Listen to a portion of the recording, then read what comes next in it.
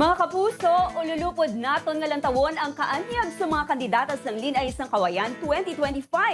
Sino bala ang pagkakoronahan? Hibalon ta ina sa January 21, 7 p.m. sa Coronation Night kung saan mangin kabahin sa Bea Gomez kag John Rex.